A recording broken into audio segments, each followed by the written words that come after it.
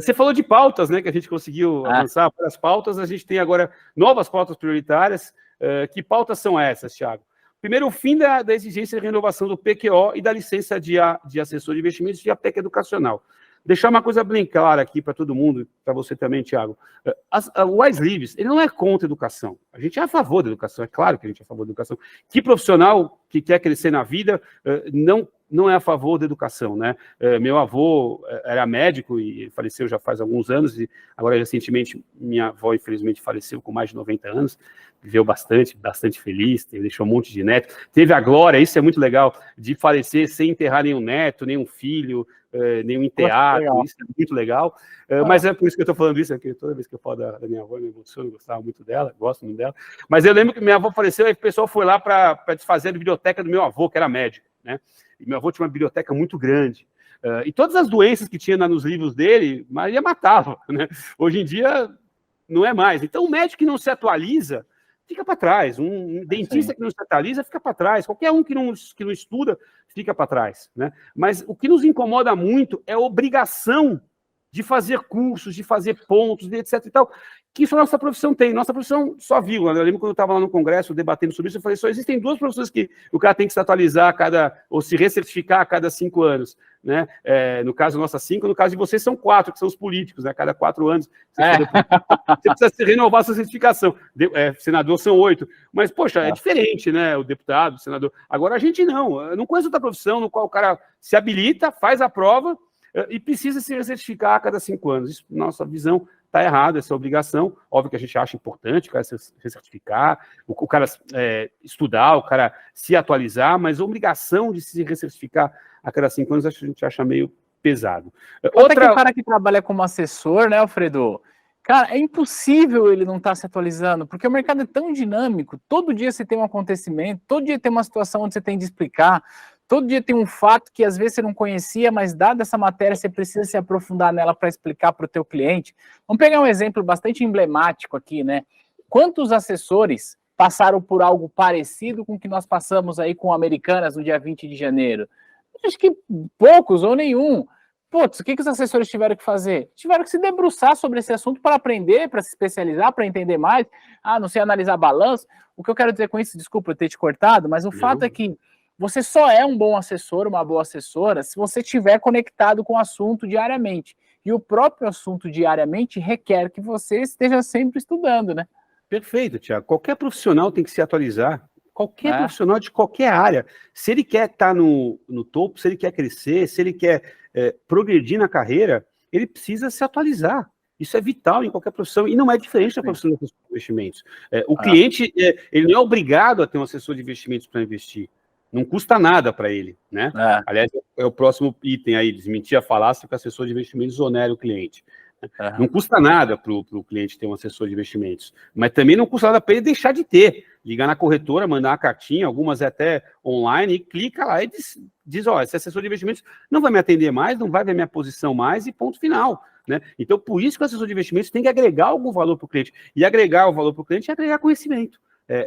Explicar para ele o que está acontecendo, explicar, por exemplo, o caso da Americanas, explicar todos os eventos do mercado, explicar o que está acontecendo no dia a dia, né? Então é muito importante, sim, ele se atualizar. Segundo ponto, desmitir a falácia de que o assessor de investimentos onera o cliente. O cliente que é atendido por um assessor de investimentos, ele tem os mesmos custos, vai pagar a mesma coisa do que o cliente que é atendido diretamente pela corretora. Com a diferença de que o assessor de investimentos é uma carreira em Y, é uma carreira de especialista. Esse cara vai te atender pro resto da vida. E o cara que te atende na corretora hoje vai ser promovido, vai mudar de área e não vai te atender amanhã. Tem cliente que eu atendo aí há mais de 20 anos. Mas qual é bom explicar, inclusive, isso é regulamentação, tá? Agora o assessor de investimentos é obrigado a explicar pro cliente como ele ganha dinheiro. Então, como é que a corretora me paga? Né? Por que a corretora me paga? Eu contei para você no começo da nossa conversa, Thiago, que que o meu último cargo como empregado foi ser superintendente de uma corretora. E nessa corretora eu cuidava da área de B2B e da área de B2C, da área de pessoa física total, B2B e B2C. B2B é o assessor de investimentos, é a área que atende os assessores de investimento. E B2C é o cliente final. A minha área de B2B tinha um custo de vendas de 1/3 da área do B2C. Ou seja, para eu vender qualquer produto através da área de B2B, era 1/3 do preço que custava na do B2C. Era 3 vezes mais caro do B2C. Por quê? Acho que talvez é isso que você ia perguntar. Por quê? Porque quando o meu B2B, que é o meu cliente final, que é a corretora que atende o cliente direto, eu tenho que ter um funcionário que vai ter um salário, que vai ter um computador, que vai ter um sistema, que na maioria das vezes, quando sai, de cada 10 que saem, pelo menos 2, 20%, de 20% a 30%, mete processo trabalhista na corretora, desses, metade ganha o processo, a corretora tem que ter um contencioso trabalhista, a corretora precisa investir muito em marketing, né? Precisa investir em sistemas internos da corretora, precisa ter o ambiente. Eu me lembro, na última corretora que eu trabalhei, a minha, se tivesse ou não tivesse, eu tinha um número de cadeiras lá, um espaço na área lá, dentro do ambiente da corretora. Se tivesse ou não tivesse uma pessoa sentada na cadeira, custava cerca de R$120 mil para cada pessoa que tinha sentado, o headcount da corretora. Era muito caro, numa área super nobre de São Paulo, né? Um prédio super legal. Então, era muito caro para a corretora isso. Já no B2B, você não tem salário, você não tem sistema, o aluguel é o assessor de vendas. Então, o custo de vendas despenca para 1/3 do custo de vendas do B2C. E aí é deste aumento da margem de lucro que o assessor de investimentos é remunerado. Faz sentido. É isso muito importante dizer, né? Então, vamos lá. Qual é outra pauta nessa? Que a gente tem, divulgar os 10 direitos básicos do assessor de investimentos pessoa física. Isso eu não vou entrar em detalhe aqui, mas tem muito a ver com aqueles abusos que eu te falei um pouco atrás lá, Thiago. Os abusos cometidos contra os assessores de investimento, tá bom? Autorização para que o assessor de investimentos atenda a pessoa jurídica financeira. Isso, olha só que interessante, estava conversando com a BSM, que é a Bolsa de Supervisão de Mercados. Essa é uma decisão da Bolsa, isso não é regulamentação CVM nem nada, isso é uma decisão da Bolsa. A Bolsa, quando impôs o PQO, implementou o PQO, o Programa de Qualificação Operacional, ela tinha alguns tipos de selo, hoje ela só tem um, mas da mesma forma funciona. Uma corretora que quer ter o selo de qualificação operacional da Bolsa, ela não pode ter assessores de investimento que atendam clientes, pessoa jurídica financeira, que atendem assets, que atendem gestoras, que atendem bancos, não pode. Por quê? Porque a Bolsa decidiu isso, se eu não me engano, foi em 2011, 2012.